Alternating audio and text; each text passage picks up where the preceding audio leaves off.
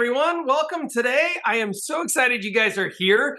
We are the community inside eXp Realty, and we're going to be doing a Core 90 training today, which is concepts of real estate. It's going to be really awesome. Thank you for being here today. And we have a really fun and kind of different spin on some really key takeaways that are going to empower people. You know, we spend a lot of our time directly with top producing real estate agents. They're talking about, I'm doing this, or I've tried this, this works for me, this is not working for me. And there are a number of things that we've been hearing that have been like very, very consistent. And so we went back and we kind of hit the drawing board this week to come up with 7 items that it's like, if you're not doing these, you should, right?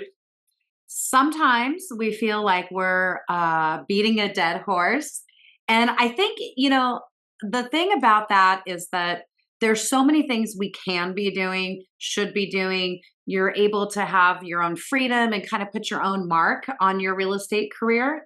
But there are some things that most of us are kind of avoidant in doing, or maybe just kind of say, oh yeah, I always mean to do that and I never get around to it or whatever. So we tried to pick some things that are pretty simple that you've maybe heard before, but we're excited to share them again with you. And if you also have a lot of really fun, you know, ideas or things that you do, share them in the chat.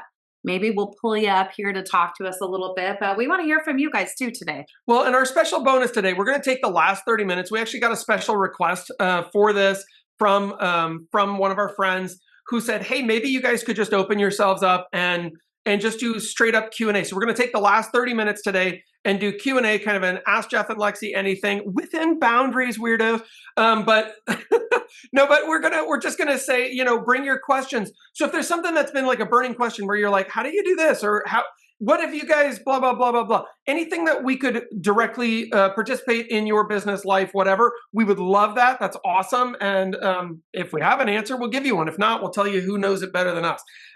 That's maybe even a better gift. So let's go ahead and get the screen share set up here. Zoom, of course, changed their platform around. If anyone hasn't realized, it's very cool.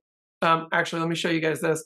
Has anyone else seen this? That when you click these, look, woo, that's fancy, right? Come on now. That's the new Zoom. Old Zoom didn't do that. Old Zoom's all jealous of new Zoom. All right, there we go. So if you're not doing these 7 things, you should. Plus, ask us anything at the end.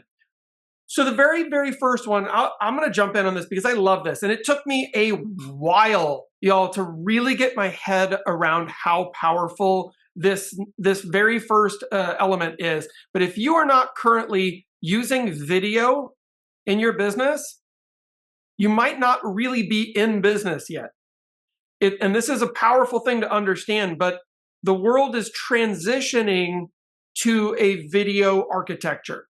It just is. And so this is how we consume content these days, right? When was the last time you opted to, you're like, oh, there's an amazing video describing exactly how to do that, right? How to whatever. Let me instead read this 400-page article about how to do it, right? Instead of have someone just talk to me. Not a chance. So if you're not choosing that, then your consumer also isn't choosing that. So let's take a look at some of the ideas that we have here, because we want to get outside the normal, right? I see too many people doing like a property tour. The problem with that is that property pretty soon won't be on the market anymore, which means that video almost immediately becomes irrelevant. And so let's talk about things that have lifetime relevancy. So this is just kind of embracing video beyond property tours. So not to say that property tours are bad. No. I think they're fantastic. And I think if you're really consistent with them, in particular, because then it gets people used to seeing you and interested and hungry to see more. And especially when you kind of vary it in the ways that we're going to talk about, people will consistently come back because they want to see what else you're up to. Yep. And what's interesting in this too is I think there's a lot of like concern that I've felt with people where it's like, I don't like being on camera. You just like literally you have to get over that 3 years ago. That's when you have to be over that. And so if you're not over it, get over it immediately. Just now, just flick yourself in the eye and let's go. because you need to wake up. This is the world that we live in. You look like what you look like. I've heard Lexy say that before, right? Like this is what you look like. So just put yourself on camera and don't worry about it. Do not edit it, especially females on the call. I know there's like this temptation to like, I had one hair. Nope, doesn't matter. I have 0 hair. So, just put yourself on camera and be willing to be vulnerable. People love that. Yeah. I think if you're a person that like always gets up and you're always done, your hair's done, your makeup's done, and that's an important thing for you, then great. Don't use that as an excuse though with video. Like if that's important to you, then get up and get ready, right? But that doesn't mean don't do video. I'm not the person that puts makeup on every day. So I do video whether or not I have makeup on because it's just authentic to who I am. But I think you're right. You can't, the world sees us all the time. It's just we're so not used to seeing ourselves on video. That's why we get really freaked out about it, I think. But reality is I've seen a lot of you guys on video and it's fantastic. And you are what you are, which is super. I can see you here. I can see you right now. I showed up. Look at this. I got oil stains on my shirt. Come on, man. Really? I really do. Oh, yeah. man. Lexi's like, geez. I always try to check it before he goes. Got to get a new model. This guy, what's wrong with him? So, well, what's interesting though is I think the more comfortable you get, don't use creepy filters. I agree with that, G team. The more comfortable that you get in video, the easier it is to sound natural. When you go back, like I've gone back and watched, which was a terrible choice, don't ever do this, my earliest videos and realized what a bozo dum-dum I sounded like, because I was just like, bah, bah, bah, bah, bah, sounded very scripted and like I was thinking about my words too much, because it's a weird thing that happens when you just start speaking into a camera. Is like, well, hold on, do I sound normal? And then eventually you start sounding more and more like yourself. It's like the mask that you're wearing starts fatiguing, and then eventually you're just you. And you are the thing that your clients are all in love with. So be you. So I think personal branding videos are outstanding. This is a thing that we've seen uptrending. You can put them on your site, right? On your website, you could have them on landing pages. You could have all sorts of things. You could even send them directly out to your clients. Put one on YouTube and text it to everyone in your KV core. That'd be incredible, right? Just a thing that's like, hey, this is what I do. This is who I serve. And this is how I provide maximum value. And I would love to help anyone that you know. Whatever it is that you're going to say, doesn't matter. It's got to be true to you, but creating that personal brand. It could be walking through town, whatever your thing is, right? Shaking some maracas, doesn't matter. Share client testimonials and success stories. This is a big one. I think you could do fun videos with your clients. Honestly, a lot of people post like closing pictures, which I think is fun. But if your clients are down, do a quick little interview like, what are the top 3 things that helped you in this transaction working with me? Or, what is something that you would, I don't know, whatever. Like Jim Cantor in the middle of a hurricane. Hi, I'm Lexy Sanchez. Oh, that's awesome. Yeah, whatever it is, it doesn't matter. Have fun with it. Why not? Your clients, by the way, I've seen too many people be like, well, I asked my clients for testimonials and they didn't do it. I'm like, yeah, but you had like 80 videos at the title company. Like, I agree with Lexy. Pull out your camera right then, start recording. Don't ask, like start recording. Hey, we just closed. It's awesome. What do you think? I'm going to Disney World. It'll be great. So, and then produce local market update videos and get hyper local on these. I think this is a huge, huge point. Just go local. And honestly, you could do anything. This could be businesses. This could be exploring the local park, cool neighborhoods. The interesting thing is if everyone's like Emily Stagg, right? She knows the whole area. She knows everyone. She's so connected. Then you become the train depot, right? Where everyone goes for information and connection. That's a really good thing because real estate's going to transact through that same train depot. So you are the connector. And being seen that way on video is powerful, right? Then people just start knowing your personality. People will reach out to you and they're like, I've watched your stuff. You're Emily. You're awesome. I love it, right? And then they get comfortable with you. A lot of these things tie together too that we're going to talk about, you guys, because like I think about video and doing local. I've seen Liz Boisvert, sorry to pick on you, Liz, but I've known you for so long and I see all your stuff. Liz does really cool videos where she'll be like, hey, I'm in downtown and we've got this going on, or I'm at my favorite store and I want you to meet the owner. And she'll do like a little blip, a little video in the store. And that's it. Not only does that make you really hip and current and involved in your community, but it's introducing your community to other people. And that can be really fun. And it doesn't have to have anything to do with real estate at all. Not at all. So yep. There you Actually, go. we've got a couple out in Atlanta who I saw some of their videos recently on their YouTube channel, and they're like, here's our favorite ice cream shop. And it was just a video of them eating ice cream. They got a ton of views. I'm like, oh, okay. Yeah, whatever, man. Just go eat some ice cream. Apparently. This is the world we live in, guys. It's awesome. It's changing in some really fun and cool ways, but you got to stay relevant. So that's video. And I think it's super powerful. Be a student of your competition. There is somebody in everybody's market that is has a good reputation or a strong reputation, or they're just sucking up a lot of the business. I mean, I'm pretty sure. Can't all of you guys think about, like, name one or two people just in your, raise your hand so I can, yep. We all can think of somebody in our market, right? That's like a badass real estate agent. And so I like to think about different things. So look at the top 10 agents, for example. Start big first. I want to create like a little bit of a funnel for my information. So look at the top 10 agents in your area and look for patterns. Is there a commonality between things that these people are doing? Do they all have billboards? Do they all, I don't know, do they have really colorful signs? Are they all on their signs instead of just having like a name? Are they, I don't know what it is. Just think about, are there certain things that the big players are using or doing? See if there are opportunities to capitalize on what they're doing or what they're not doing. I don't know if any of you guys have ever done this, but I think it's pretty important. And sometimes you can't emulate that. Sometimes, I mean, if there's a guy that's my competition and a lot of it is that he's like a sporty dude and he's out there, he's like the football coach or whatever, I can't totally compete with that in the same way, but I can start advertising where he's a football coach in their football in their little like annual sports catalog or whatever. Well, I love what you said too about what they're not doing, because I think about, like we mentioned earlier, YouTube, since we just covered video.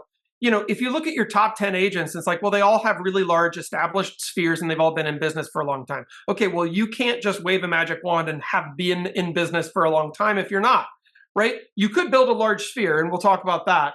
But what you could do is say, well, maybe all 10 of them are not on YouTube at all, like literally at all. That is a humongous opportunity then, because generally the top 10 agents occupy a fairly significant percentage of the transactional volume in any MLS.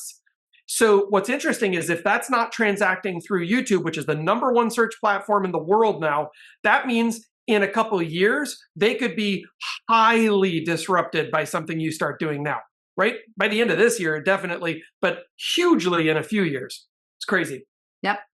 So then pick, 2 or 3 agents that you really do respect or that intimidate you, or you think they're a big jerk, but they get a lot of business done, and ask yourself, what are they doing that I'm not doing? What have they done to get where they are? How long have they been around? Did they just tear into town and rip it up because they were calling everybody? Were they always at events? I mean, what are they doing? And what does the marketplace believe to be true about them? Ask some people, that your friends. Say, hey, do you know so-and-so?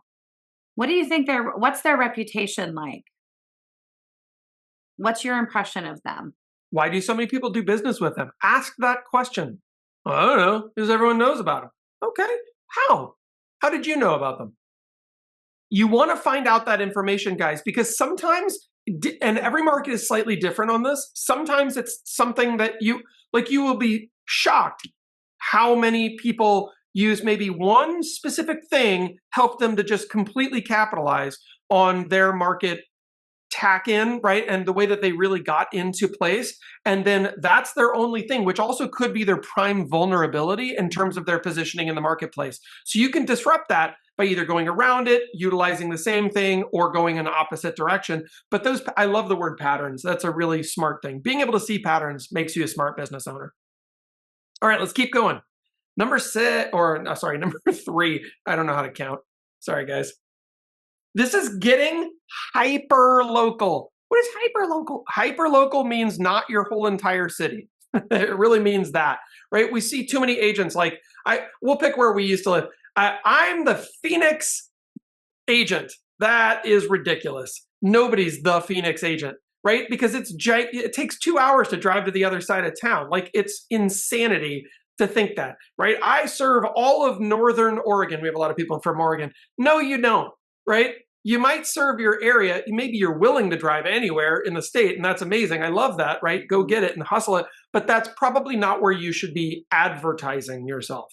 And even if you were going to advertise everywhere, you'd still be better off to break it into a ton of hyper niche and go super local. So let's look at these and dig down. So this very first one is just about participating in community events. So we know that a lot of times community events are hyper local, right? The South Poughkeepsie, 5K for, I don't know, people who are under 5 feet and have red hair, like whatever it is. I don't care. It's like super niche, right? You could be involved in that. It might be hyper local to an area. And in doing so, people start recognizing you. One of my very favorite examples is we had an agent where we used to live in our neighborhood, and he tagged himself as we were in an area called the Lakes, and he was the Lakes specialist, right? And he was a fine agent. I don't know that he was best, but he did a lot of business because he started calling himself that. And everyone in the neighborhood just kind of went with it. They're like, okay, I guess, right?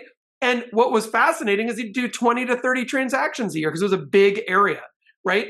Big meaning we had 1,200 homes, something like that. So this was not like the entire city. It was just a big subdivision. And yet he capitalized on it so well that it did a lot of business for him.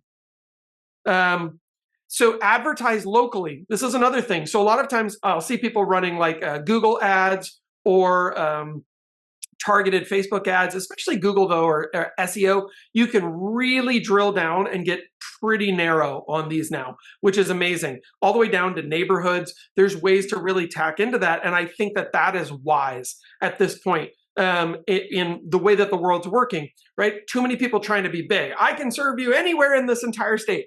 Sure, but the problem is it sounds too generic, so you don't sound like a specialist.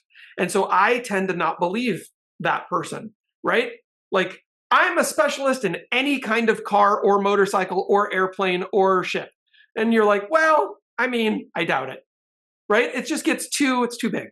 Right? But if I'm like, I specialize in Bugatti motors from the year 1998 to 2004, and I happen to have one of those, I'm like, dude, I got to go see this person. Holy moly. Right? Like that's a very specific thing. I don't have a Bugatti. Good Lord, those are expensive cars. Anyway, become a neighborhood specialist. We mentioned that one. And what about including events in your newsletter? Because I know that you're really big on like local events, the way that people stay connected that way. I think it's great just if you're doing a newsletter or sending out a monthly email or whatever you're doing, include the local events. People want to know, oh, when is the state fair here? When and where are Saturday markets? That's a big one. Mm-hmm. I also think that, and then being there. Yeah. You got to show up. Host a weekly coffee meetup and chat about real estate. I think that's kind of a cool thing too. I know a lot of people that are very successful at that. And then target hyper local SEO on Google, YouTube, and website. You kind of already talked about that. Yeah. But. Well, and YouTube's a big one. Just so everyone knows, I know a lot of you are starting your YouTube channels or are already have them established. If you do a specific area, right? Like let's say we see some people here in Salem, Oregon, for instance. So let's say that you're in West Salem. You could be in a specific neighborhood there. You could have a video then that's tagged to that area. You hashtag it. You literally then go to your website. You create a blog post that is about that. You put all the keywords on there, and then you have that reference the YouTube video. So again, everything's connected in the ecosystem, and it's all super narrowly targeted to this specific area. List those areas on your site, have custom searches set up for everything. And if you have questions about how to do that, contact Liz Boisvert, not me. She's a genius. All right. That's getting hyper local though. And it's really important, guys. It just really is important. You can't specialize in everything. That's not how specialty works. Tend your CRM. That is such a foreboding. This is definitely the dead horse that we're going to beat a little bit today, but this is so important. If you are a seasoned agent and you have lots of past clients, you have a huge sphere of influence, you have a bunch of things and they're not in your CRM, please, please, please, you must put them into a CRM. Liz has done a tremendous number of incredible trainings for us on KV Core. We get it free.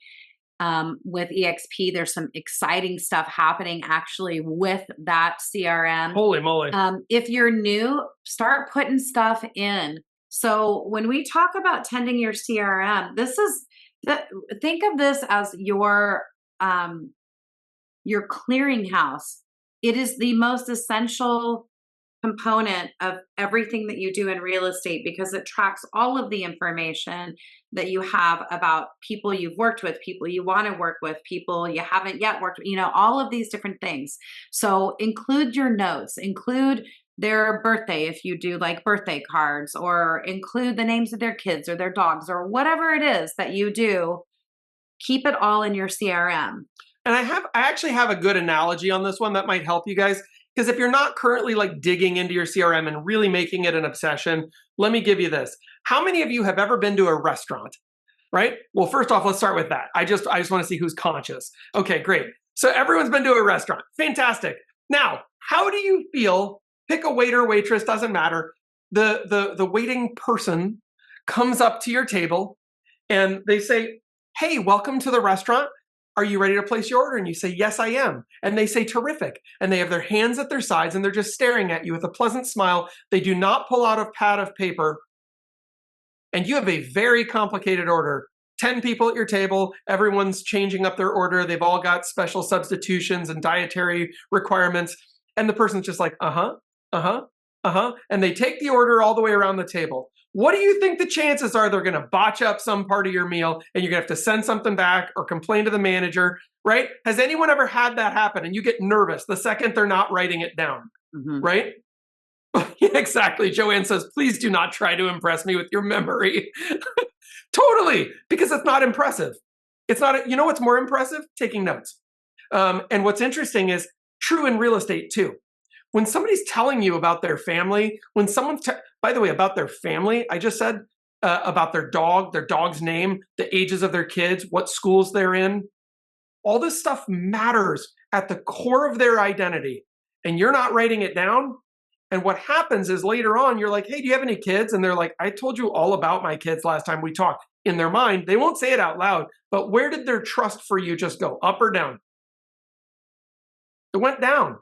Right? And the beauty is if you've actually just done this process that we're talking about here, you won't have that awkward moment. And you may not even know that that awkward moment is happening, but it's impacting your business right now if you're not doing this. So let's keep going. Track lead sources. This is so important for your business because if you don't know where your leads are coming from, if you're not tracking that over time, you don't have the ability to go back and identify where you are truly getting the most business. And so a lot of times we'll work with an agent that will say, "Well, I've been doing this, this, and this, but I'm not getting very much from those." And I'll say, "Oh, what were your numbers for those leads?" They'll say, "Well, what do you mean?" I'll say, "Well, how many leads did you get from that lead source?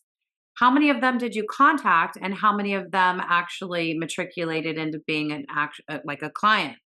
And then also, how much did you spend on all of those? Because you need to know what the cost per lead is.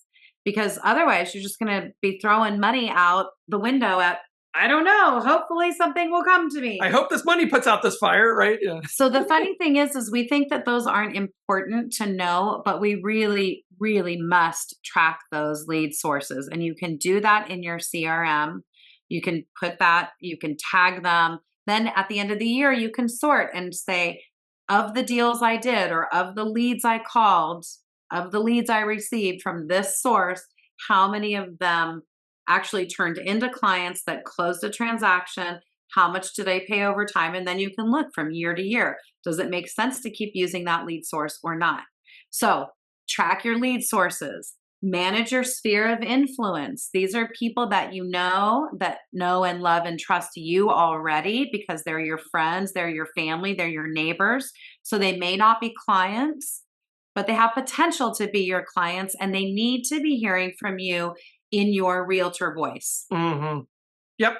In fact, imagine, think of someone in your own life that you know, like, trust, they're a friend of yours, and you get maybe just some business email or a light touch from them every once in a while from their business persona, right? And they're just like, hey, by the way, just a reminder, I own an auto body shop, or just a reminder, whatever it is, I'm a lender, I don't care. And so whatever that, it's not offensive. Right? We're always so worried we're going to offend our friends. And here's the thing. I would say, first off, they're not your friend if they're offended that you're looking for their support in your business, because vice versa, of course, you'd want to support them. They're your friend. The vice is always versa.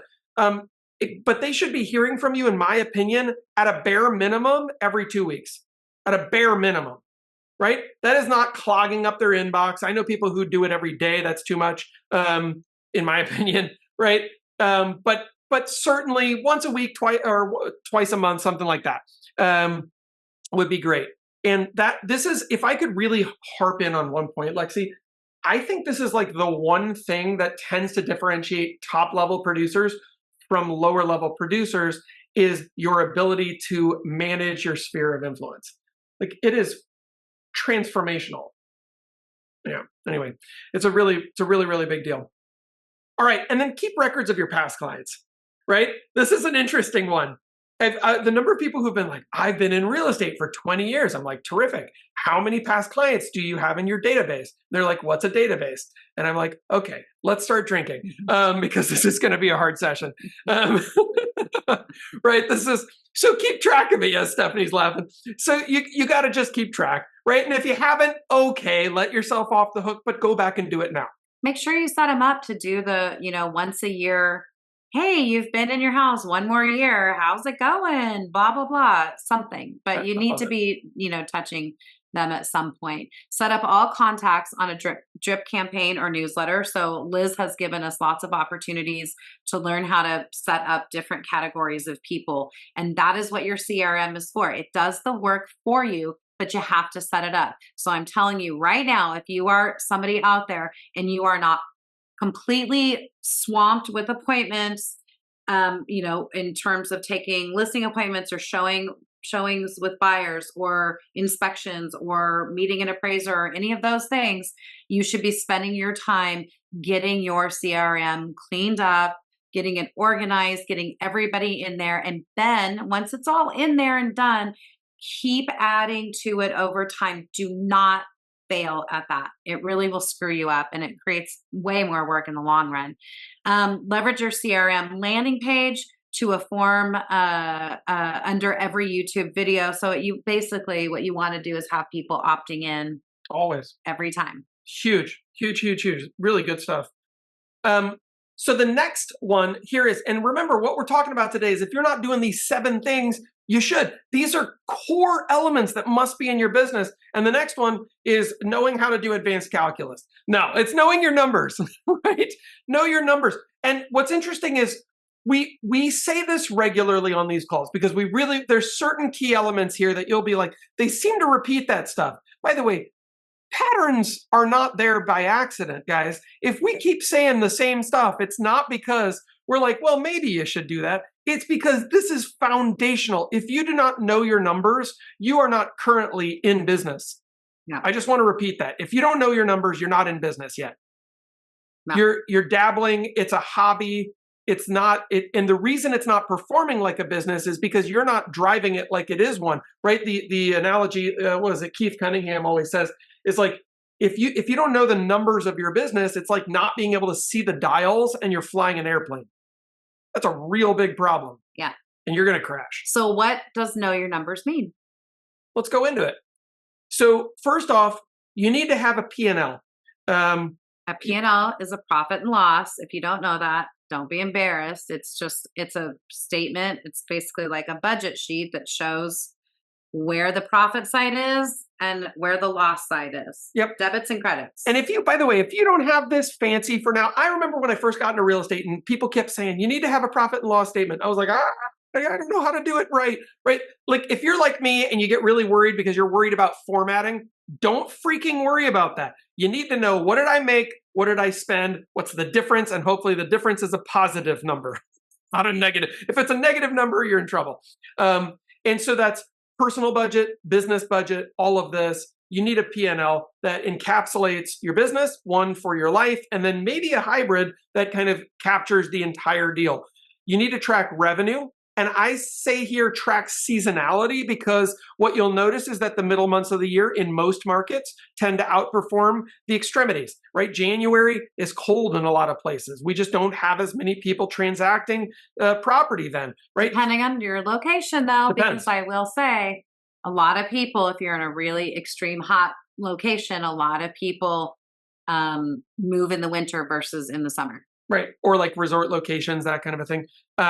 Track your expenses, monthly and annual. And the reason I say an annual is a lot of people think, well, that only cost me $1,800 a month. Great. I just want you to know what that number is per year so that you're comfortable with that $21,500. Right? That's the thing that you got to look at the big number and go, is that really something that's serving me at the highest level? And you need to look at your fixed and flex costs. Fixed costs are things like, let's say that you choose to have an office somewhere. So now you have an office and it costs you $500 a month, $6,000 a year, by the way. So that's a fixed cost. Why? Because every single month you pay $500 no matter what. It just happens, right? Second of the month or whatever it is, right? It's rent. That's different than a flexible cost. Like I pay for photography every time I take a listing. That's connected to taking a listing, or like my brokerage expenses, which would be connected to closing a transaction. Those flex costs tend to be more forgiving because many times they're connected to production elements.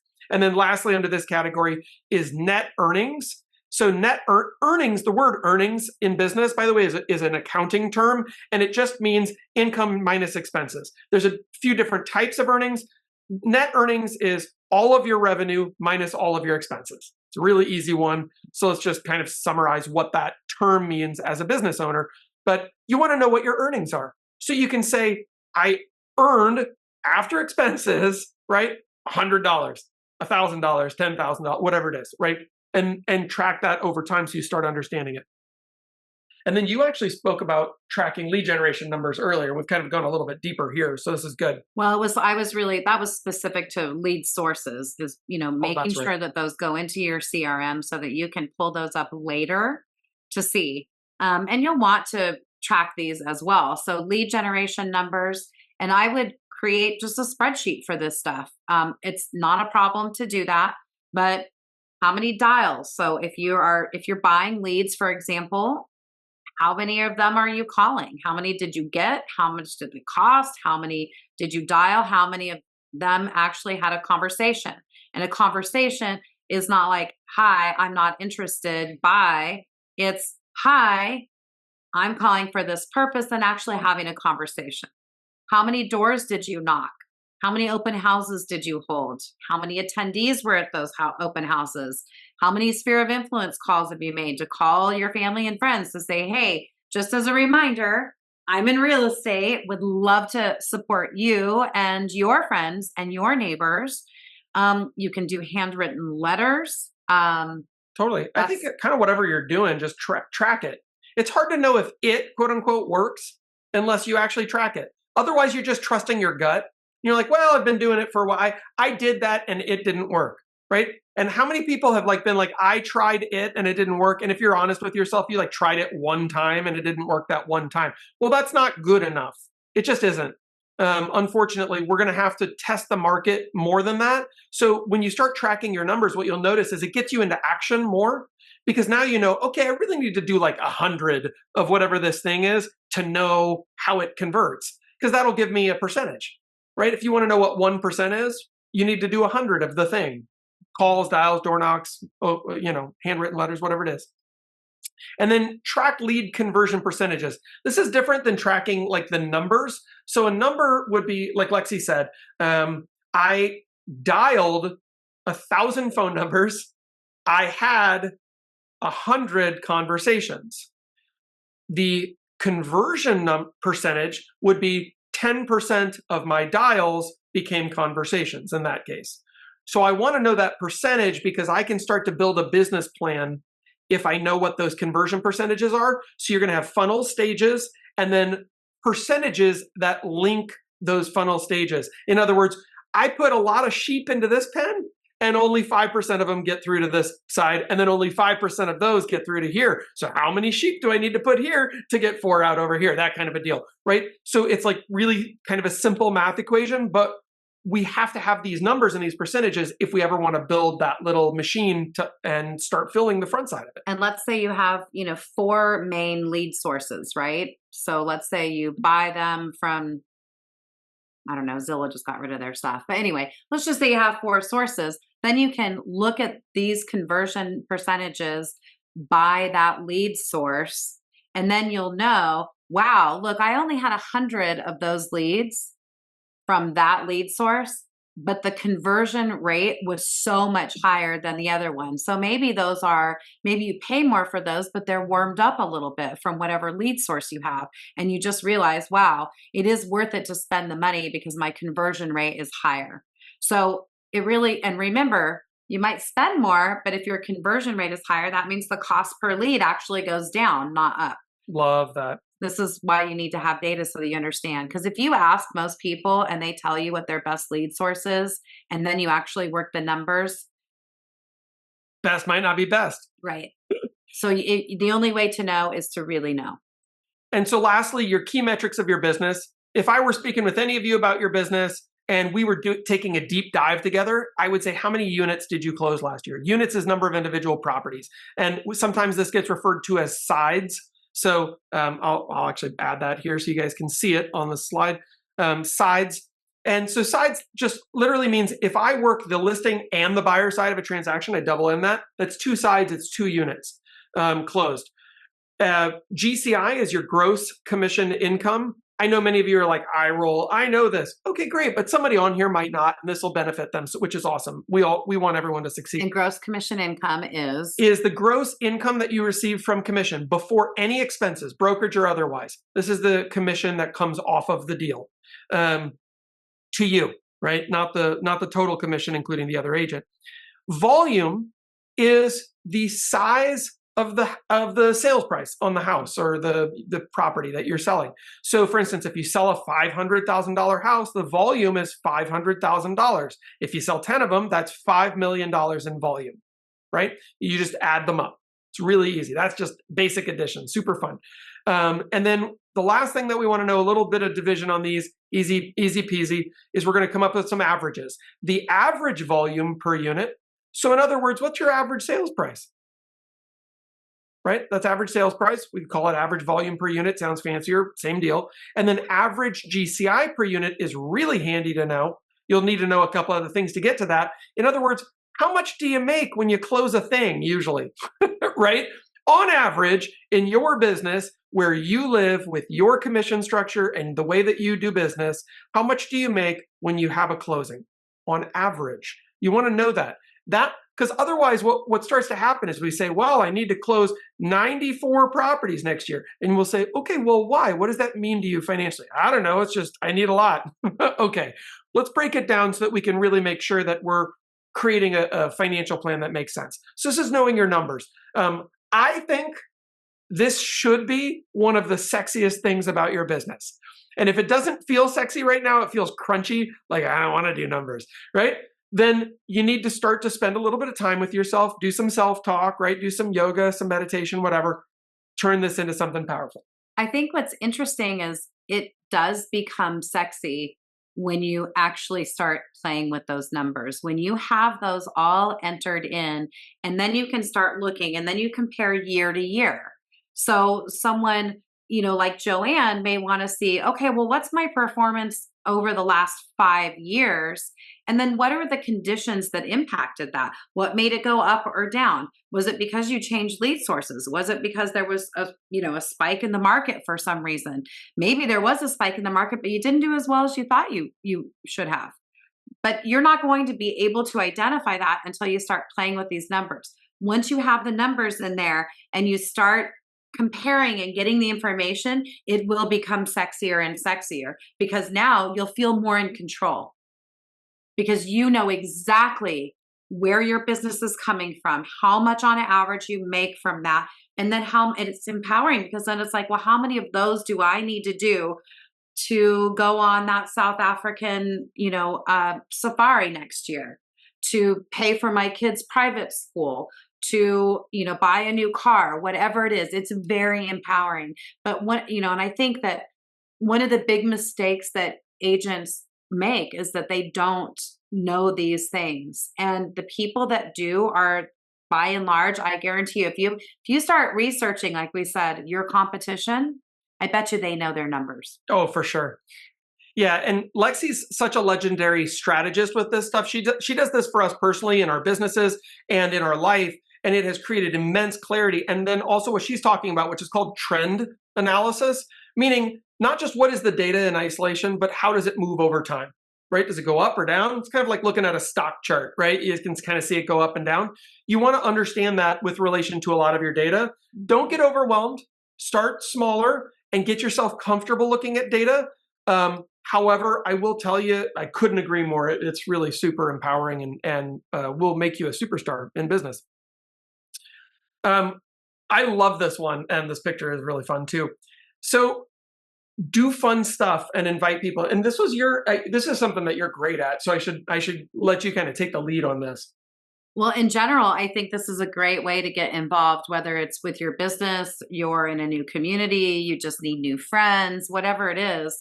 I think there's a lot of opportunity, but I have found in looking at my competition in the past, a lot of these things are things that I wasn't doing and they were. Like I would show up somewhere and dang it, so-and-so has a booth here. Like really? That person's everywhere or whatever. So do fun stuff and invite people. So it helps you to stay front of mind with your clients. They actually get to know you a little bit better. As Jeff always says, you can't be a secret and a superstar at the same time. You can't be a secret agent. Like you gotta really scream it from the rooftops to your sphere of influence on your personal page, your private page, your business page, all of those locations.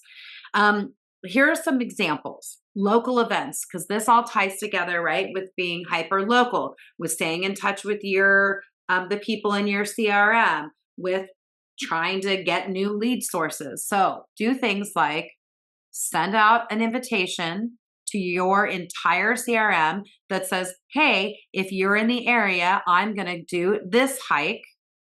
It's only a mile. It's flat. Here's some information on it. Go check it out. I'll be there at 8:00 on Saturday, the 17th. Would love to have you join me. Kids over 10 or, whatever. So do that. Go to a dog park if you're a dog person or, you have dog people. Be like, hey, we're doing a meetup at the dog park. I love that. Go to a winery. Do parties with friends. Invite folks that you think might, work out together. Game nights. Go to karaoke, a local sporting event, seasonal activities like, I don't know, a lot of you in the Northwest, there's the Tulip Festival, or everybody's got a pumpkin patch, or go to a local brew fest or Oktoberfest or whatever's going on. But just invite people. You'd be surprised how many people maybe don't meet you at your little meetup spot, but that you end up seeing there and you triggered them. But some people will show up. It's actually a really great way to do it. Then you become the connector. invite people to those events and connect them with each other. Start introducing people. If you have new clients or clients that moved in new to a community, it takes a couple years, right? When you're new in a community to kind of get your feet under you, to start making friends, to understand what is out there, what offerings are there in your new community. If you're an inviter and you're inviting other people, they're going to create this sphere and you're the connector.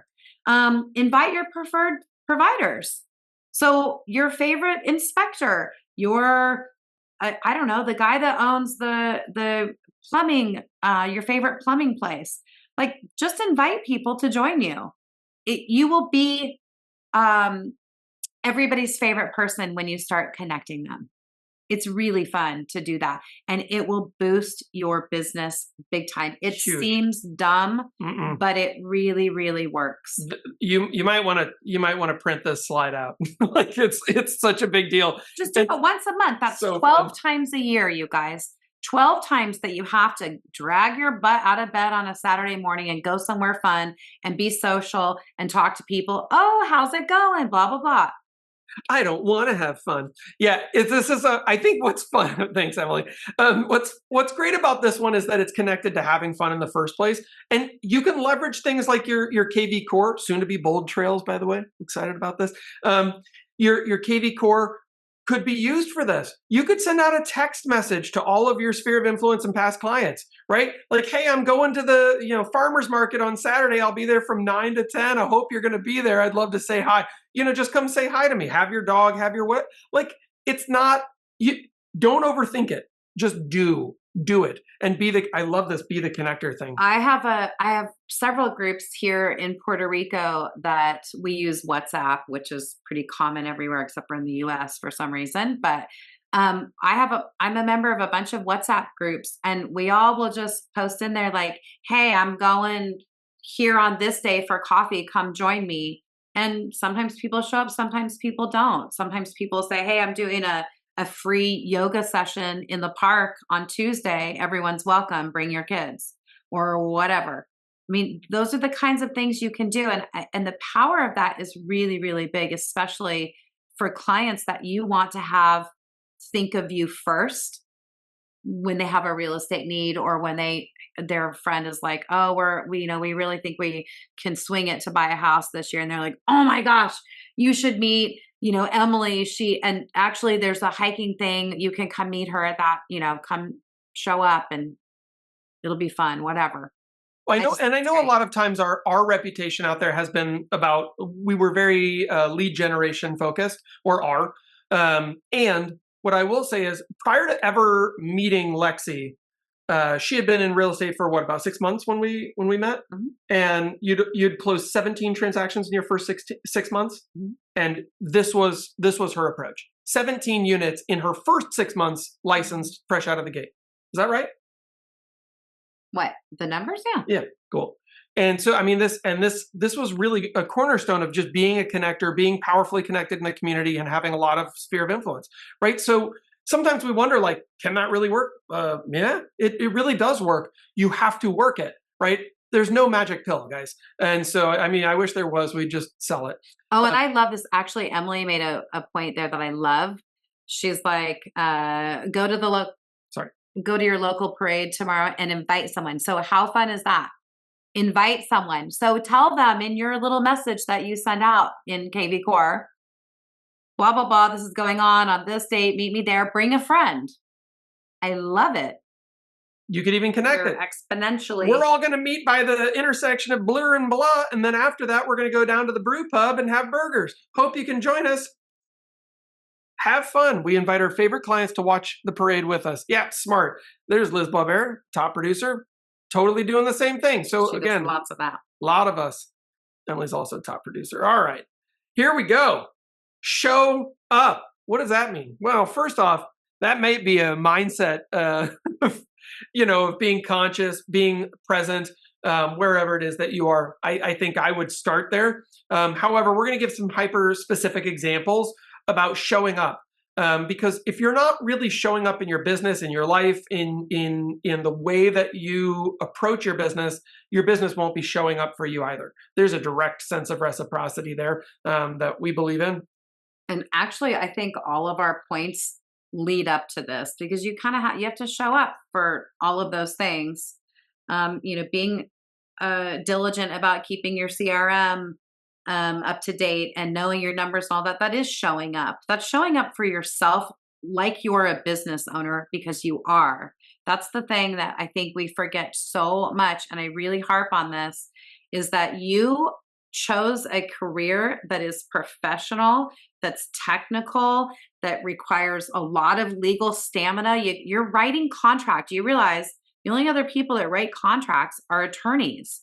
So it's kind of a big deal. In some states, they don't even let you do that. I think, most states will let you write contract, but there are a lot of places that don't. So you need to show up. You need to be an expert. You need to act like you are a professional. Attend trainings. Go to your state meeting. And EXP is so phenomenal because this is all literally at your fingertips. It doesn't matter if you haven't taken a shower. It doesn't matter if you're nursing your newborn or unloading your dishwasher or driving down the highway. You can tune in, so there is no excuse. It's not like, oh, I can't be in the office on Wednesday, so I can't make it to the meeting. No, there are really no excuses. And honestly, instead of no excuses, I like to say there's every opportunity. Ooh. And I really love that. And it was one of the biggest reasons why I was drawn to EXP, quite frankly. So go to those meetings, those trainings, attend EXP Con or regional rallies. Those are actually really getting fun. Any of you that have been there know that there's a lot of excitement, and it's really cool to get to see people from your region. Come to these trainings, which you guys do, which we love. Here. Stretch out a little bit. Go to some investor trainings in your area or online. You guys, there's so much cool stuff online. So many webinars that are free or super duper cheap. Start joining Facebook and Instagram groups. Like, find out what's going on YouTube. Like, get involved. Meet a bunch of different investors. Go to your local business group. Become a member or whatever. Or start hosting your own. Mm-hmm. If any of these things don't exist, do them. Build the stage and stand on it. And invite other people up on it, right? That's literally what we're doing here right now. And so this stage didn't exist. We wanted this for the organization, right? So ultimately, we're really saying this is your opportunity to show up in your business. And I loved your point about, like, you still have to be connected with the numbers. You have to show up in your business, and that's a form of showing up. And I always think about it as, like, if somebody said, I want to lose weight, and you said, great, well, what do you weigh right now? And they're like, I don't know. Then it's going to be hard to know if they're successful, right? So don't do that to yourself in your own business. You got to know your numbers to know how to get where you want to go. Otherwise, you don't know where you are. And that makes the kind of Google maps of the whole thing really challenging. So I want to say one quick thing on the host your own, which I think is fun. We used to do what we called the EXP Day. Some people that are on this call were part of that. This is going way back in the early days.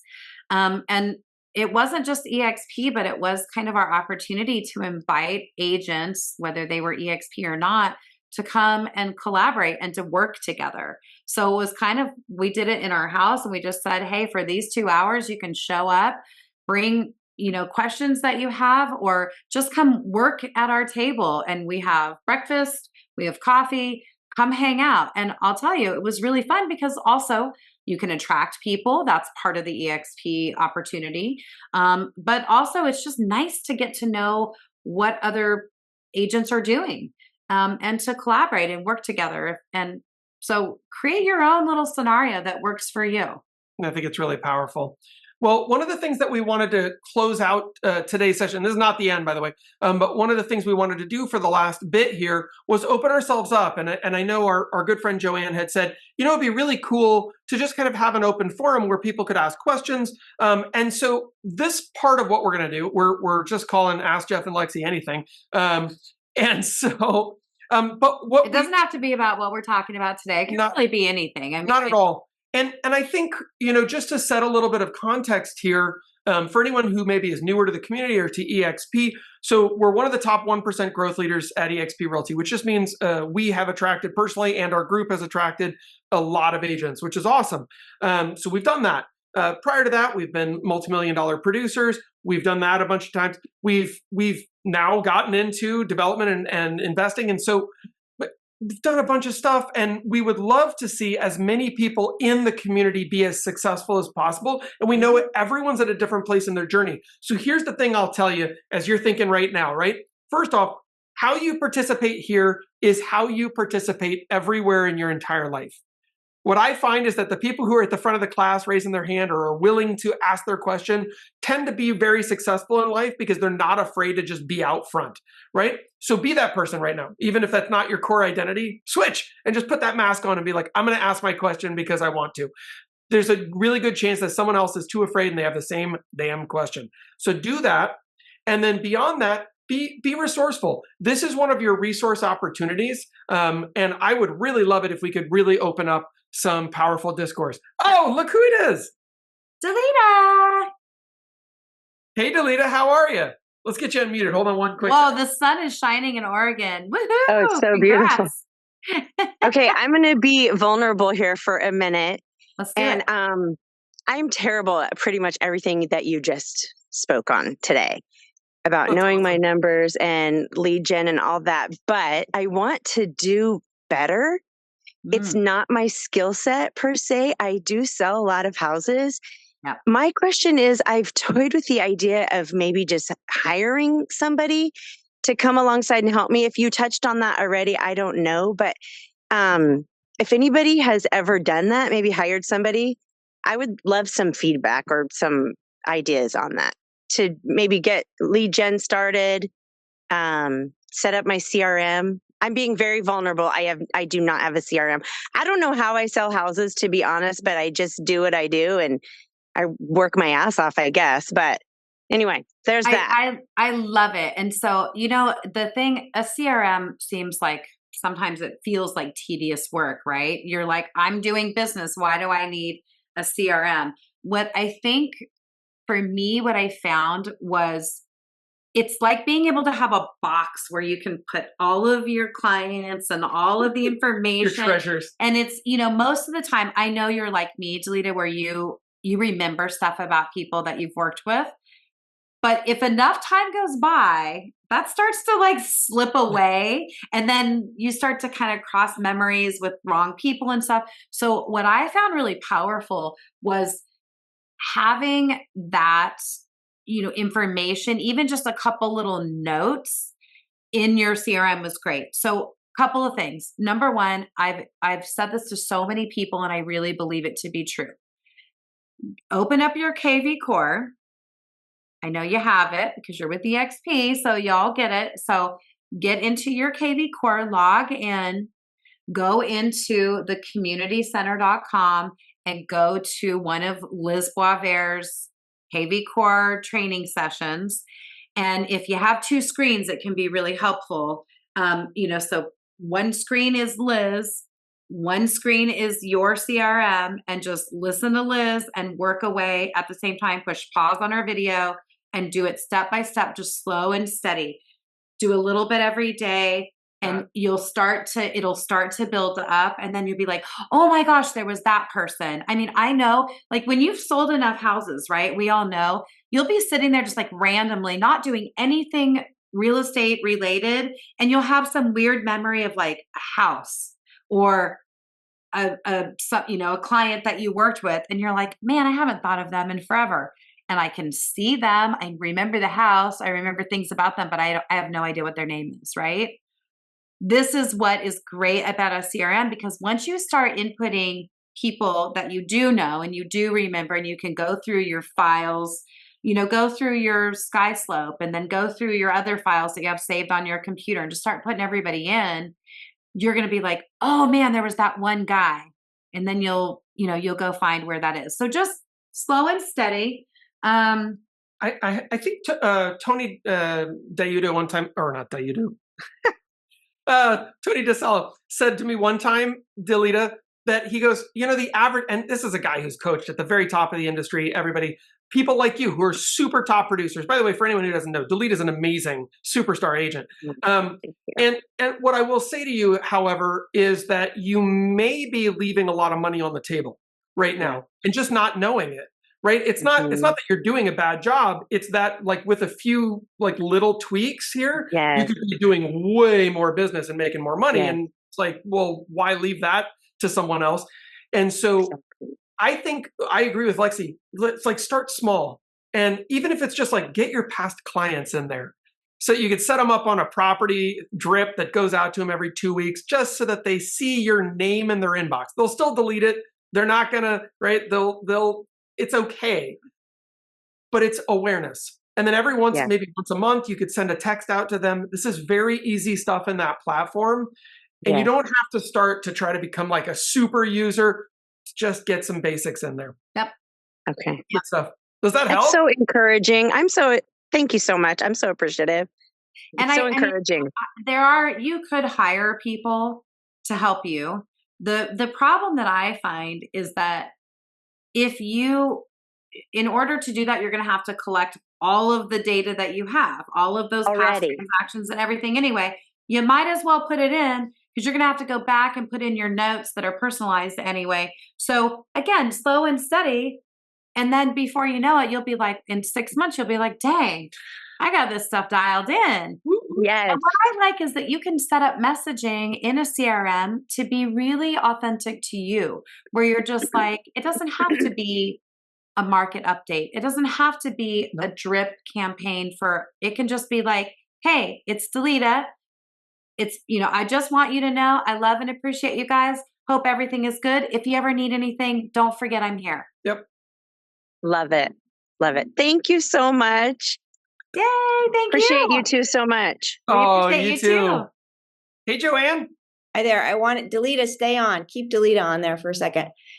I put in the chat that the reason she doesn't have anything organized is because I was her mentor, and I've been doing this 20 years and don't have my CRM is who knows where, when, however. But anyway, 3-time icon, so it can be done. But the point is, how much are we letting slip through the cracks? That how amazingly successful could we really be? We just did the little things. So anyway, I want to put this out to everybody. I've just made a decision that I may regret later. I'm willing to do an accountability group, half an hour a day, check in, whatever time of day you want, and say I did a half an hour, 30 minutes on my CRM, and I added either something, whatever works for you, adding your clients, whatever you need to do, sending out emails. For me, it's just I need to get my clients in there. I just have to have them in there. That I don't even have them in there. So how can I say a goal, you guys? Say you commit to spending 1 hour a day entering data into your I said 30 minutes. Come on. 30 minutes, fine. You don't understand. 1 hour every 2 days. 1 hour every 2 days. Fine, Joanne. After the 4th of July, please. Yes, I know. A lot of people are like camping and doing cool stuff. I will say also, Delita, you may not be able to see it, but Barbara Beam, she says, I have a great TC company that for a very inexpensive fee, they'll do anything she needs them to do. And she's happy for you to reach out. Barbara is also just an amazing agent, tons of incredible experience. And I would definitely take her recommendation. So Barbara Beam, if you need a reminder on that, just text me. Yeah. Awesome stuff. And by the way, people reach out to Joanne Graham directly. Joanne, maybe put your contact information in the chat so that folks can jump in there. And if they want to be part of that KV Core accountability, I think that's really smart. Desiree, I see that you got your hand up. This is for people that don't get it. You know what I mean? Like you can tell us all day long that all you have to do is put it in there and open it up every day and put your people in. But if we don't do it, we just don't do it. So it has to be, we're a different breed, you guys. So, we have to stick together. I love it. Daily is success for sure. And that's the thing is, hopefully most of us brush our teeth every day, a couple times a day, right? And that's just something that you build in. mean, how many of you guys have like had your morning get kind of like goofy and you didn't, like you jumped out of bed and you didn't have time because the dog had to go out or something, right? And then you're like, oh my gosh, have I brushed my teeth? And you like have to stop everything and go brush your teeth, right? Absolutely. So commit to making, entering your data into KV Core as something that's just a daily. You won't let yourself go to bed. I think powerful visuals help people remember. So have you ever met one of those people who has like cheese on their teeth? It's so gross, right? Don't. Have you ever met one of those people, right? Don't let that be your business. Don't let your business be the business that has cheese on its teeth. That's gross. My goodness. That's really gross. All right, Desiree, you have your hand up. Good morning. I'm really thoroughly loving this conversation because I have the hardest time building any type of habit. Delita, I totally get you, and I loved what you had to say. So there's a couple things. One, really quick, I just want to put a plug in as far as doing things ourselves. We have been having a Lane County Realtor get together the second Thursday of the month from 12 to 1:30 at Tall Firs in Springfield. And so that's coming up on July 11th. And we have the awesome privilege of having Karina Young there. We usually have a title company that provides some goodies. We have lunch. Karina gives us the lowdown on EXP and what's going on. So anyways, if anybody can make that, we'd love to see you. And then Desiree, are you guys putting that in the community group in Facebook? I don't think it's going in the community group. I know Karina's plugging it on some other, like our Oregon pages and stuff, but no community, I don't think. Bree, can you do that? Yeah, that would be great if you guys could post them there. I think you'd get a lot of people, and even people that travel up or travel down in Oregon. Kind of fun for folks. And then one more. What was that? Go ahead. Okay, so one more question I had, and this might have been more relevant asking it when you guys were talking about doing YouTube videos, but I didn't know if you wanted us to keep all of our questions to the end. So I just finished up Oregon Leadership Academy, and one of the things that we were able to do was we had a doctor come in and talk to us about communication, but they focused on media and press releases and talking in front of a camera, being interviewed. But as far as doing YouTube videos, I feel like that's a whole different monster. I've never done anything like that. And I was wondering, do you have any like how-to videos that you would suggest on little things like where to look, voice inflection, stuff like that, so that we can get that little tiny tips of information? I feel like change the game so much. So if we can get some of those tips, that would be awesome. You bet. I'm going to show you something really quickly that's going to make you pretty happy. So if you go over to your login, because I know you're with us here with EXP, with the community, and you go to the communitycenter.com and you go to login. I'll just use my login or my other one right quick.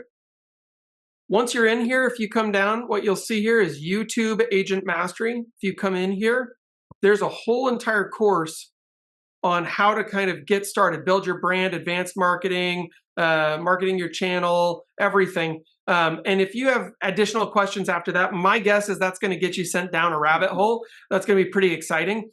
We did not create all of that content. Some of it is shared because we really wanted to share top content from some top creators who specialize in this. Some of it's also from vidIQ. That's an amazing channel, by the way, if you haven't watched them. And they really are all about helping creators to build massive YouTube channels. And we've used all of what you see there to build our own stuff. And it took us about a year to have our first video go to over 2,000 views, but we've put almost 100 videos out now. And so the bottom line is, am I an expert in this? No, but what I am an expert in is looking at the market and seeing patterns and trends. What I can tell you right now is this is a key thing that you must be doing if you want to stay relevant for the next 5 years. For sure. And I don't mean wait 5 years. I mean, do it now, stay consistent for 5 years, and 5 years from now, you'll still be in the game because you did. And remember, the algorithms on most platforms reward the consistent. And, you know, it's so funny. I was thinking about this the other day and I was like, why is consistency so important, right? On posting. And think of it this way. If in 1985, the news station that you watched or your parents watched, however old you are, whatever, they only sometimes came on at 5 o'clock to give you the news.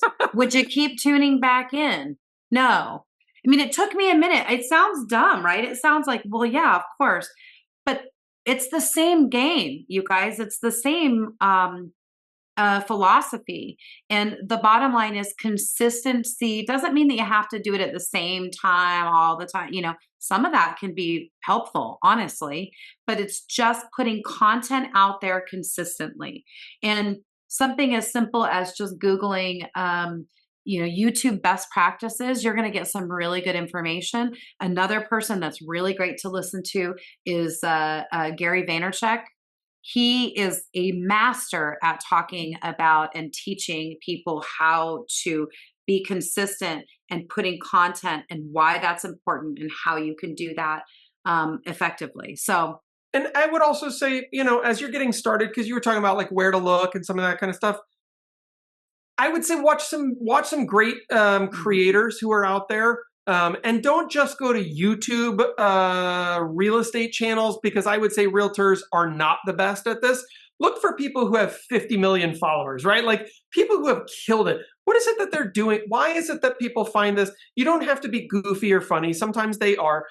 But what is it about their channels? And what you'll notice if you ask yourself, I'm going to look at 6 channels that are all really high rated. What is it that's similar about all of them? Usually there's like a quick intro. Today we're doing blah, blah, blah, blah, blah. Then a quick intro reel, a little splash logo, whoom, right? And that happens. And then it just dives into their content. Now the video is how long? Look for patterns. Patterns are how you learn. I just want to be really clear here. Patterns are how you learn. Are all the videos 5 minutes long? Are they all 35 minutes? Are they all 135 minutes long? I'll give you a hint, they're not. They're short, right? So look for that. What's the average length? What's the best length? Ask ChatGPT, by the way. I can tell you a lot of this kind of stuff as well, and really give you some powerful ideas about that. I'm going to send you something right now that you could post up there, which is really fascinating. So I came across this. I was reading an article and I came across this link. And for those of you who don't know, do you guys know who Mr. Beast is? So he's the #1 most watched and paid person making videos on social media across all platforms, by the way. It's insane. He made like, I don't even know, $150 million last year or something. Like, you guys, it's bonkers. And he does crazy, ridiculous, stupid stuff. Like, got his 4 best friends and they lived on a raft in the ocean for a week just to do it. They do all this really crazy stuff. This video that I just sent you is from a guy who, it's titled, it didn't show up there for some reason, but this guy is a clinical psychologist and he watched 50 hours of Mr. Beast, so you don't have to. And then he tells you basically why people watch Mr. Beast, how it got so popular and successful, and ways that you can do it too. Someone else looked for those patterns. It's really fun to watch. If nothing else, it's just interesting. We just posted it in the chat if anyone wants to see that. Really, really good stuff. Linda, I saw that you were unmuted. How you doing? Good. I have 2 questions. And I want to go back to the business, like Excel forms and tracking. Yep. My best tracking is on the 2 Excel sheets that you whipped up for me in a conversation one day. Awesome. And so my question is there, like in KV Core, is there some sort of formatted forms or something? I was not lucky enough to be born with the administrative gene. And so I can follow a program. I just can't design it.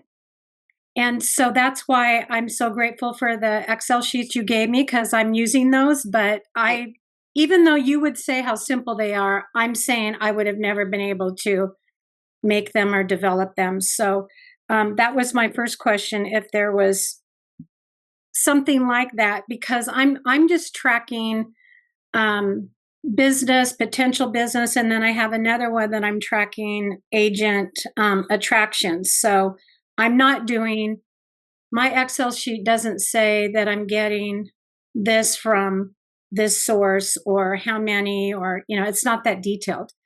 Yeah. I mean, the short answer is it baked into KV Core? I would say I don't know. Liz might know on that. I don't believe so, but I would be excited to be wrong. And so I'm not aware of that. Liz, do you happen to know if there's a built-in tracker? I just got back in here. I'm so sorry. I'm You're good. Is there some type of metrics tracking baked into KV Core in any way? Like, does it track your KPIs? Or is that not baked into the software? There's the statistics stuff. Yeah. Yeah, there's some stuff in there. Just give me 1 second. I'll reference exactly where to go. Okay, that's helpful. Outside of that, Linda, I know a number of people, there's two different kind of price bands here. There's like both of these work great.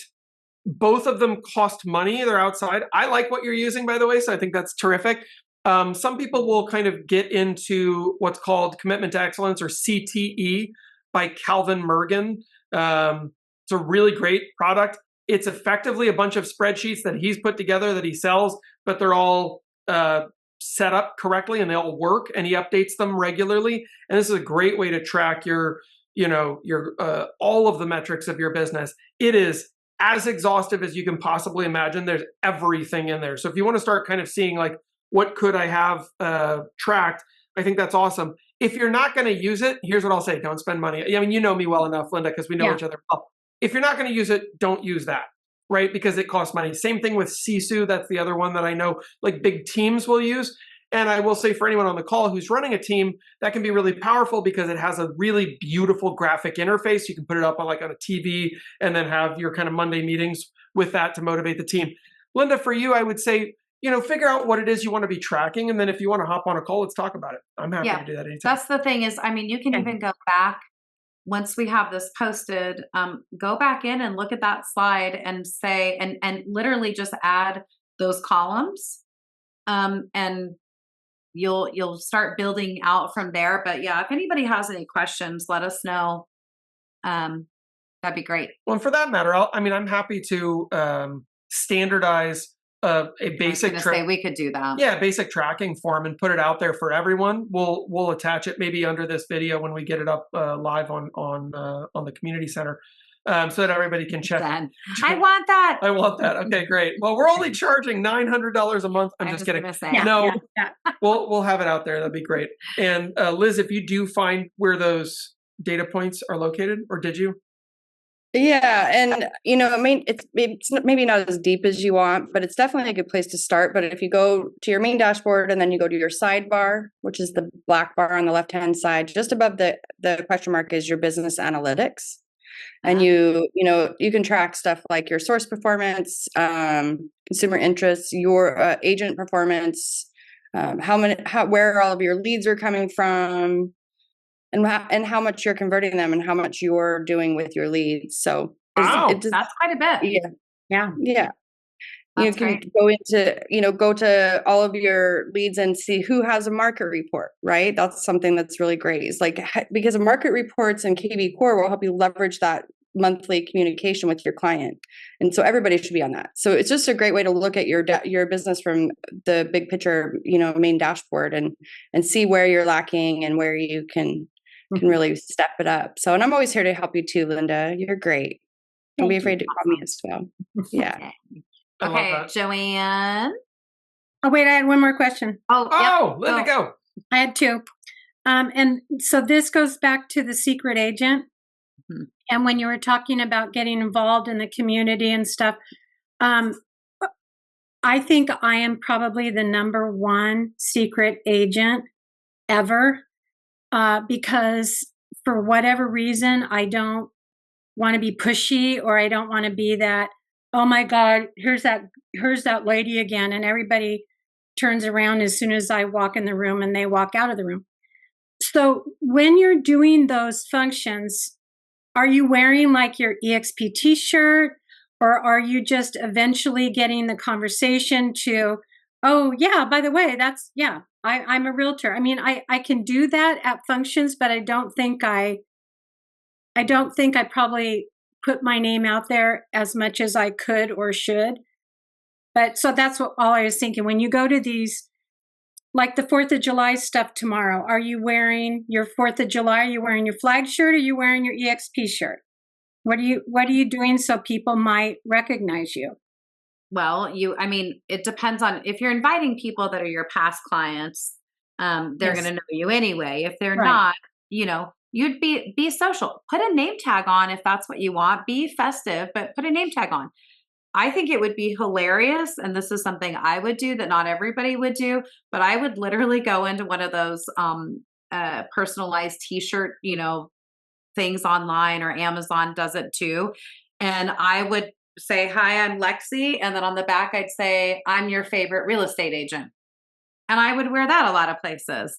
And I don't know, just put it out there. You can wear an EXP shirt, whatever you want, or get known for something. You always wear a crazy hat with googly eyes on it, or this is the fun thing about real estate is you're not, if I show, I did know some kind of crazy people when I worked in university systems where they wore goofy stuff sometimes and everybody knew that about them.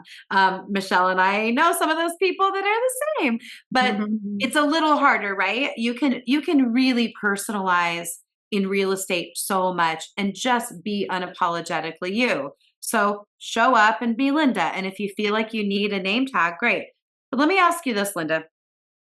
Have you ever walked into a room where more than one person knew you were a real estate agent and they turned around and walked out? No. Okay. And so, right, because you're fantastic and most agents aren't that in your face. And when you do know some of those in your face agents, most people will just tell them like, no, Jeff, I don't need an agent, but thanks again, Yeah. So I think I know it's here. I know that. Totally. Yeah. And the other thing is I love to flip it, that think about the people that you really can help in a meaningful way. You are an expert negotiator. You know more about real estate than most people could ever even begin to learn in their career, because you've been doing it for a long time. You've done it in multiple locations. You're very savvy and knowledgeable. Hiding that from people is sad for them, because people need that kind of expertise. And so don't be shy about that. Don't be a jerk about it though either. That's what I tell people. Put it out there, offer yourself up, be available. And if they don't want it, move on. Be like, great, no problem. Super glad you're working with somebody already. If you need something, I'm always here as a resource for you. And just move on. I love it. Yeah, it's nice. I like this idea of just being present and social and being engaged with people. I mean, I think about like we have game nights at our house regularly for the purposes of having fun because we love it, right? And so does that always lead to business? I don't know. But what's interesting is I know that if you have a pattern in your life of being present and being social and being the connector, that will definitely lead to business in your life. You don't have to show up at everything being like, oh, just a reminder, I'm a real estate. Yeah. People are going to know. If you hang out with your friends, you know what they all do, right? So if you're the connector, everyone knows what you do. That's fine. And there's always a way to bring it up if you want to be sly about it. How are things at work? And they're like, well, things are great, blah, blah, blah, blah, blah. How are things at your work? And you just talk about real estate. So you can always get there. I don't think it's required though. I think it's mostly just about people hanging out with you. Because think about this. Let's say someone hung out with you this week, and then later this week, they hear about someone who needs a real estate agent. Are your odds better or worse that you're going to get that referral? Yeah, better. Yeah. And that's what you want. Yeah. Right. That's what we're trying to accomplish. Thank you. Cool. Yeah. Hey, Joanne. Hi there. Lauren has a question. Hi, Lauren. I'm Lauren. I've been in real estate for about 1.5 years, kind of dabbling in it. I work full time, and I'm about to leave my full-time position in about a couple weeks. And I guess I'm just a little bit nervous on how to structure my day. Kind of, if you could give me any pointers, Jeff and Lexy, for essentially like a new real estate agent coming into it, what would my itinerary look like in a day? Sure. It's I think breakfast from 8 to 11, then check Facebook, then lunch, right? Then I'm just kidding. Yeah, there's different strokes for different people, and because it kind of depends on how you're going to want to run your business. What things in terms of lead generation? We've talked about different things like doing open houses, door knocking, calling for sale by owners, that kind of thing. Maybe just calling and being social with your sphere, going and being present. What types of things feel good to you where you're like, ooh, that sounds like me and something I would do? Well, I've tried a little bit of all that. Unfortunately, the open houses, for some reason here, we don't have a lot of traffic. I've had quite a few that there's been nobody. So it's a little discouraging, but I'm up for anything. And if I just kind of knew like an allotted amount, I'm just scared my day's not going to be structured enough and I'm going to start watching Netflix or cleaning the house. Hours are going to go by and I didn't get anything done. Well, number one is get the word out there repeatedly that you are now doing real estate full time. So make personal calls to your sphere of influence, the people that are really closely connected to you. And then I might do, put some stuff out on all of your social media channels. I would start with your CRM. Yes. Definitely get KV Core set up. Your lead sources, do you have leads right now that you're? I do. Great. So a big portion, we consistently, whether we were working on our own or with our team, did about 3 hours of calling a day. And that was just built in the morning was calling, your leads. You may not have enough leads to spend that much time right now, but you could do that. You could expand that as you start getting more leads. You could create a really nice flyer, and go and door knock in your favorite neighborhood, pick a part of town, if that's a certain neighborhood or a couple of those areas, and just start introducing yourself and just getting face to face and having conversations with people. That's another big one. And on that flyer, by the way, just for anybody on this call, if you're ever making a flyer, think about what does the consumer actually care about? And I'm going to give you a quick hint here. It's not you and how awesome you are.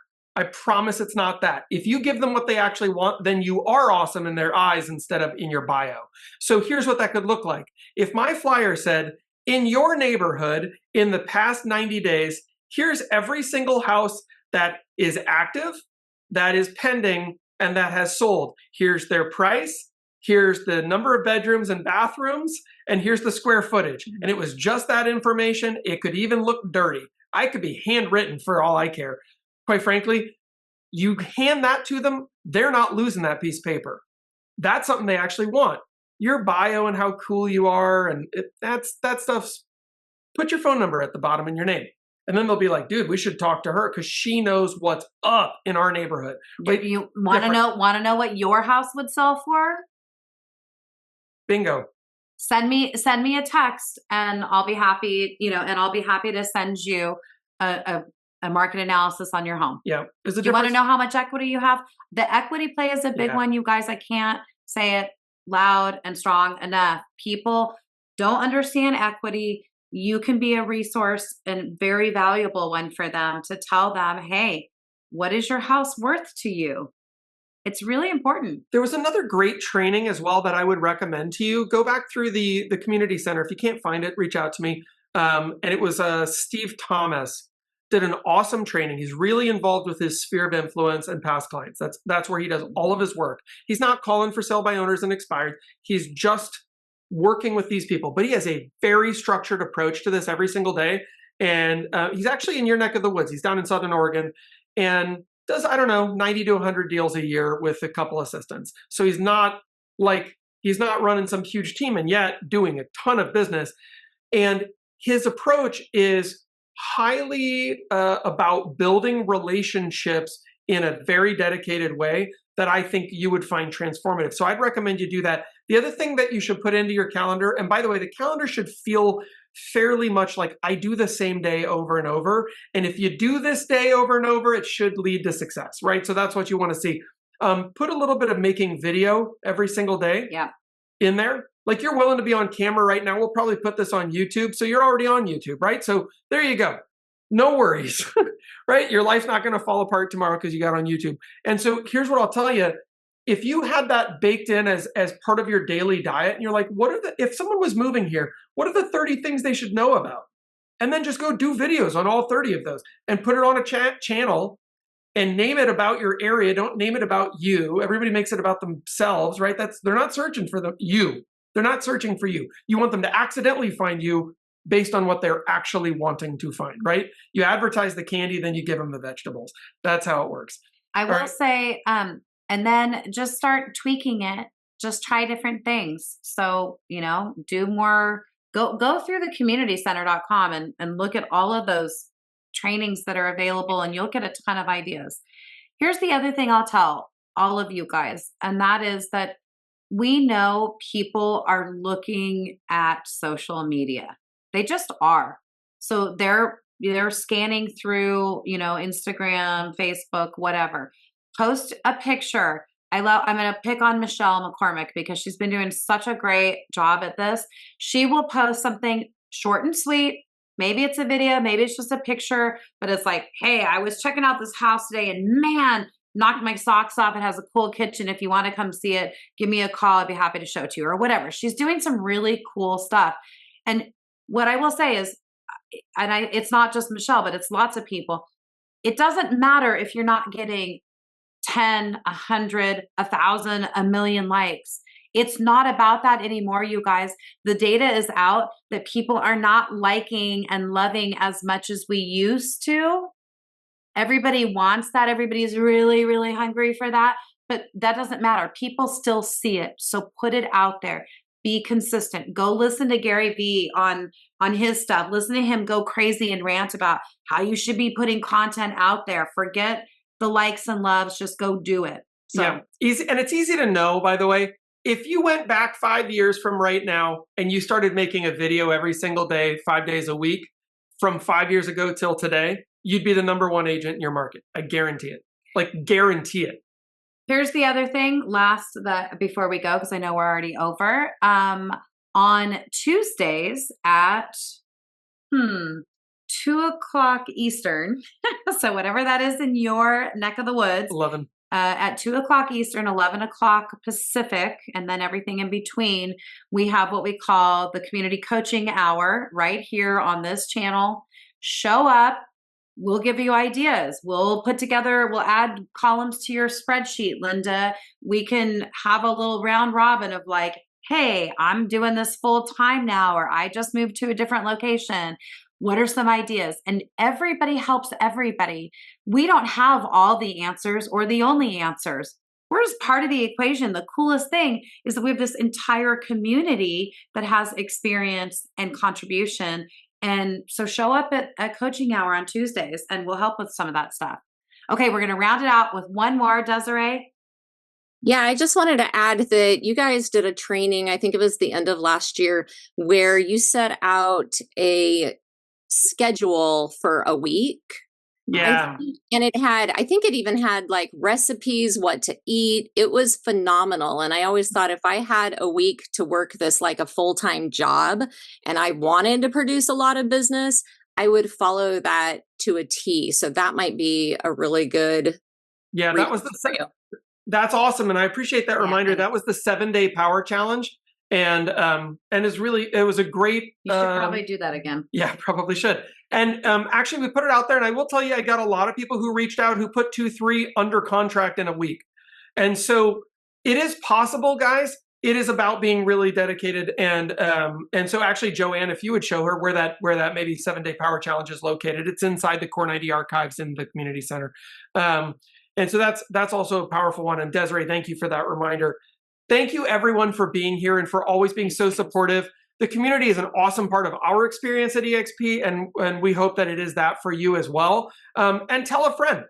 This is always an open call. We want to be supportive of all of our partners across the industry and to provide more value. Obviously, sometimes we're referencing tools and resources that you only have if you're here with us at EXP. And so, you know, maybe that's part of your consideration. If you're a guest visiting us today, maybe you want to get started. And that's awesome too. Get back to the person who invited you here. But we love you guys and want to keep providing great value.